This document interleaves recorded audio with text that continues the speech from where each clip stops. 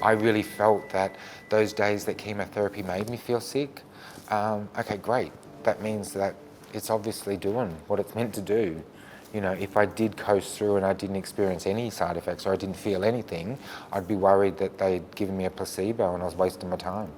The physical part of a surgery, other than the long-lasting effects, you get over a lot of it pretty quickly, relatively quickly anyway. The radio and chemo is extensive, it's long, and it does grind you down. You certainly get knocked around by it. You just listen to your body and you spend time in bed. If you have a bad day, you spend time in bed. If I got emotional, I wallow in that in bed for a day. But you just get through it by using those distractions and the things you love and the people around you that are there for you. Your whole life does become about the treatment and everything that you're doing and managing any side effects, any nausea, anything like that. I still found that trying to maintain some sort of routine did help. You can be vulnerable, you can be fragile, but you can still be the carer. You can still cope and be stoic and do all those other things, but occasionally you need to be fragile. Allow yourself to be what you don't want to be. Allow yourself to be emotional, to cry in the corner and say, this is okay. My body needs to go to bed for the day, or I need to cry in the corner for a week, but that's okay because it's about allowing yourself to do it. I need support, so I'm going to be brave and I'm going to go to the support group. That's what being kind to yourself is. Not make your life too busy, just really just focus on what really is important and what needs to be done, and realise that there are some things that can just be left, and some things might, you know, the garden might grow a bit out of control, or, you know, things might get a bit, you might get a bit behind with the housework or whatever, but yeah, I guess priorities change. Don't save anything for a bucket list. Yeah, if you want to do something, do it. You know, do it now. Don't put it in that bucket list and eventually get to it, because you never know. When they tell you that you'll feel tired, you know, like that your energy levels will be zapped, you can't even begin to prepare yourself for what that fatigue feels like.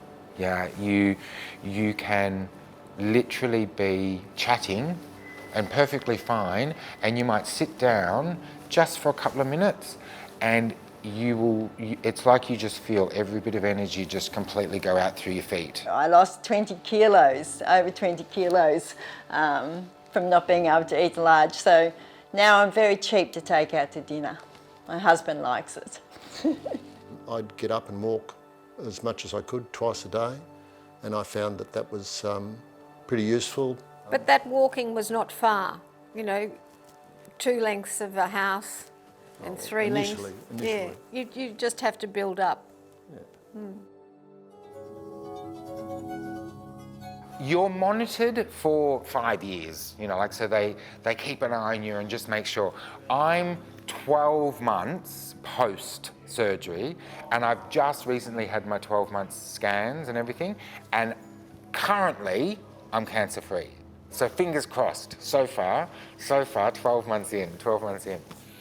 So now, 3.5 years after my diagnosis, I feel that I am free of cancer, of esophageal cancer.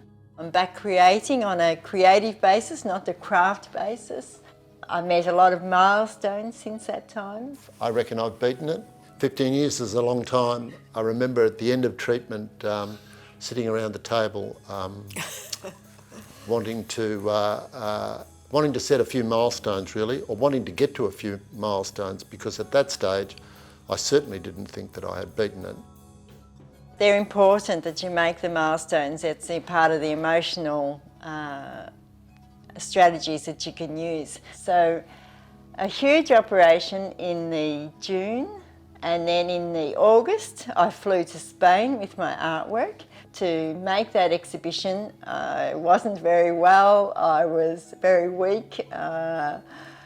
It was very difficult, but I got there, and that was a huge milestone. My biggest milestone is that I'm finally returning. After a year, I'm finally returning home to New York. I'm officially getting back to life. My outlook on life is a lot more simplistic, a lot more joyful. I think I appreciate lots of things now that maybe I took for granted beforehand. I didn't think I did, but looking back, perhaps I did. I've been able to get back into rowing. I've been able to compete overseas, receive medals. You know, I would never have believed that I was going to be able to do any of that stuff. A different note on saying that, yes, it all sounds nice and rosy. There are good days, he's great a lot of the time, but there's days when he's just not good at all and he just has to sleep.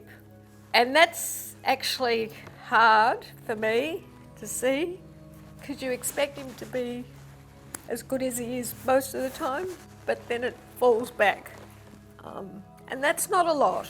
That's not a lot. The moment I was most proud of myself is when my son said to me how strong I was. I'm really proud that I've set that example for my children. That although the challenges can be really hard and the fears, I'm not talking about pain or sickness, you get through that, it's the emotional challenges. And to be able to get through that and have your children say they're proud of you, it made me really proud of where I've came. You do need a support group behind you, I think, and we had that. Lots of family and friends. The more support you have, absolutely the more support you have, the easier the journey is going to be. And one of the things that was mentioned in one of our support meetings that we had one time was, you know, really wanting to get that information out to people that, you know, we've got this, we're there to help you and support you in whatever, you know, whatever you need.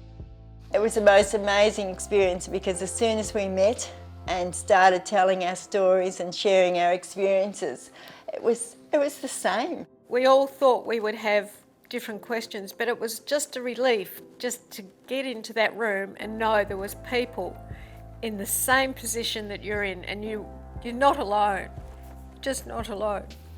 I find that it's just such a safe, non-judgmental space and environment. You know, like we're all very open and free, and yeah, I've just found it amazing, absolutely amazing. It's become, within no time, it feels like a family. You can do it. You will find it, and hopefully by watching all of us and listening, you go, yeah, you know what? I can do that. I've got that. Yeah. I've got it. Definitely a journey. It will be a new normal at the end of it, but follow every piece of advice and every bit of information that your doctors and surgeons give you to the T, and, you know, keep a really positive outlook, and you've got this.